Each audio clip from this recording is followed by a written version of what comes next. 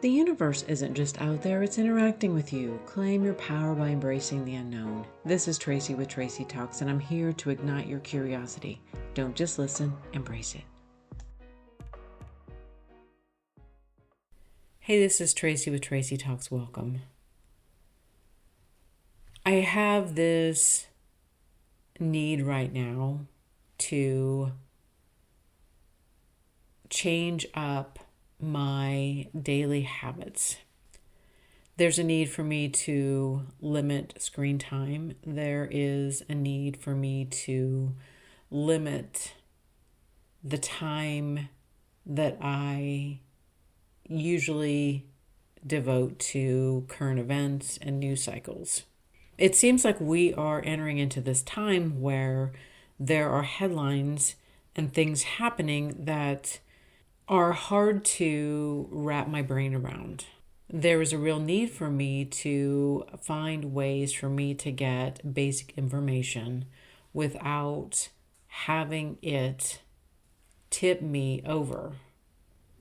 I think that's a good word for what it feels like when something outside of me can have the ability to impact my mood, my behavior, and my responses. I am never going to be someone who shuts the world completely out. And I think it's unrealistic when people offer that as advice. Don't watch the news. Don't do this. Okay, but there are times where it is necessary to understand what is happening in the world, in our family, in our community, everywhere around us. This isn't just about global headlines. This is also about what is happening in our community, in our schools, in our groups. And there are times where things happen. Not everyone agrees with what is happening. There is an emotional response that happens when we hear of something, see of something, know of something happening. As much as we are interconnected and dependent upon systems and structures and connections, simply telling somebody to completely disconnect, I don't think is a realistic suggestion. I can take that subject farther and say that I find it interesting too when there are people who are married and have a large family or family members, and there is time that is devoted to spending with your significant other, with your children, with people close to you. And then there's a lot of people who live independently. Therefore, there's a lot more free time that is available for connecting to a world outside of them. And I think that's very important, especially when there's people who give that advice, who have several family members that are living with them. You have a lot going on. It is easy for you to put your phone down. But when you have a lot of people who live independently by themselves, the news, the programs, the phones, all of those are ways for people to feel connected so they don't feel isolated. And there's times where I really get frustrated with that suggestion being thrown out there. When I have an emotional reaction to something outside of me, then that establishes this energetic connection. At some level, I am identifying with whatever that is, whatever that emotion is, whether it's happy or sad or angry or frustrated. When I am emotionally reacting to it, I have connected myself to that situation, to that circumstance, or even to something in my life that has happened to me before. When we're emotionally connected to something happening, then we replay that over and over again.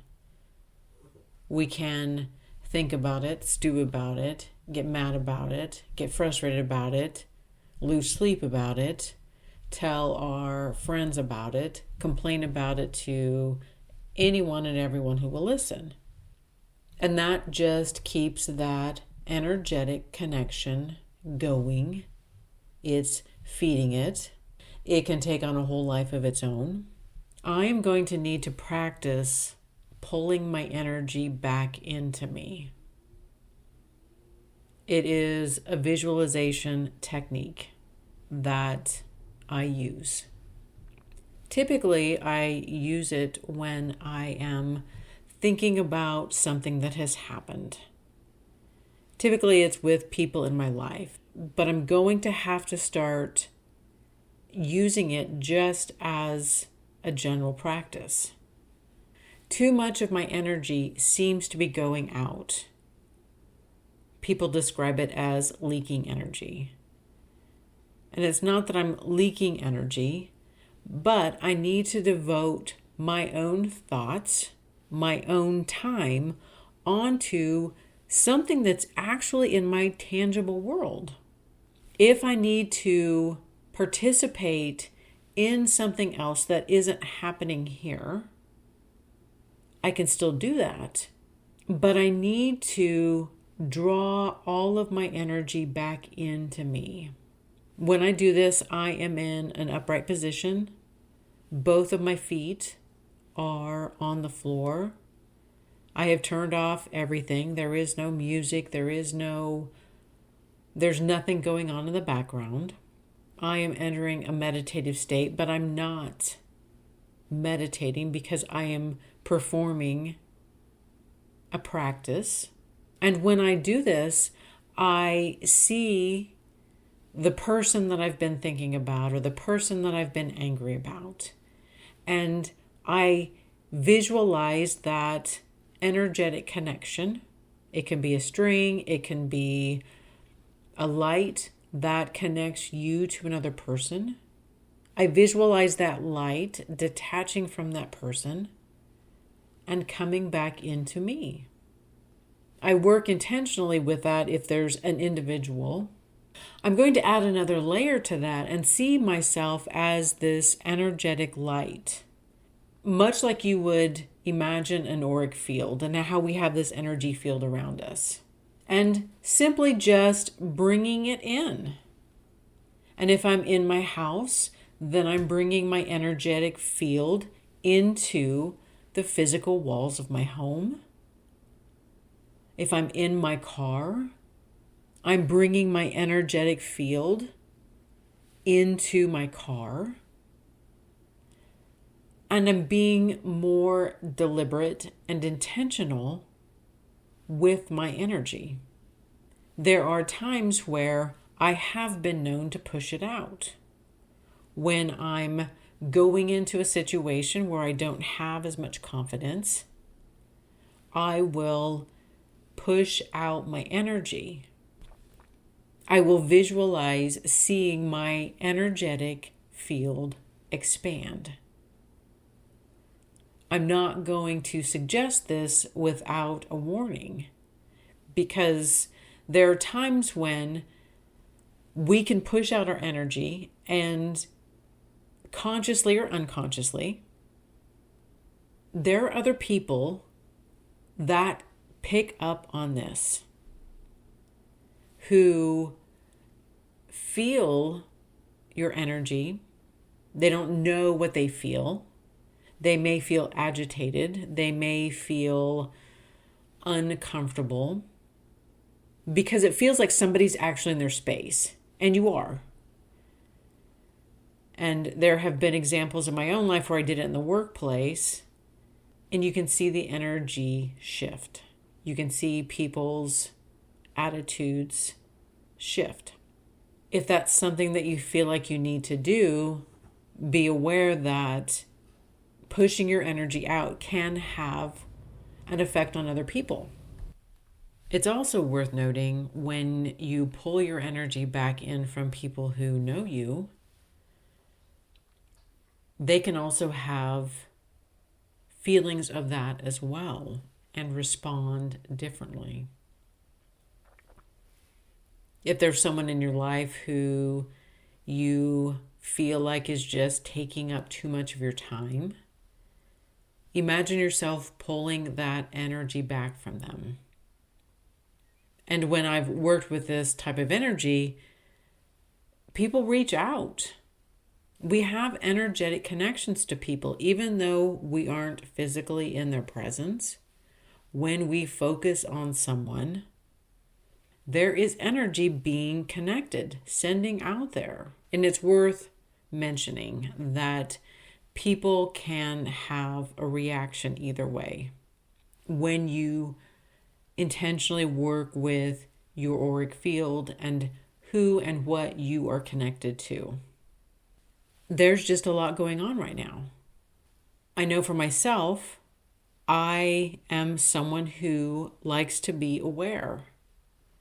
And my tools of managing my own energy are going to become even more important.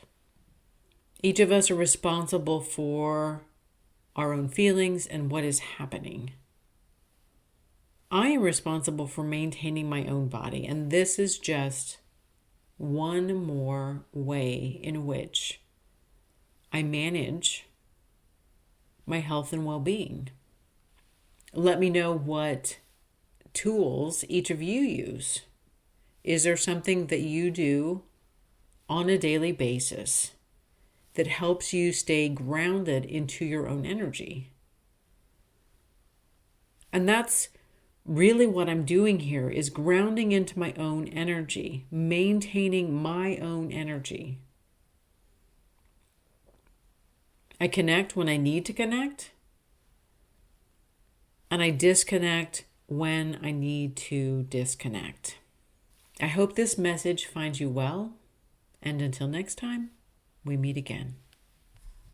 Thank you for listening to this episode of Tracy Talks. Remember to rate, review, and subscribe, and share with others who would enjoy listening to this podcast. Friends can find Tracy Talks available on iTunes, Spotify, Substack, and YouTube.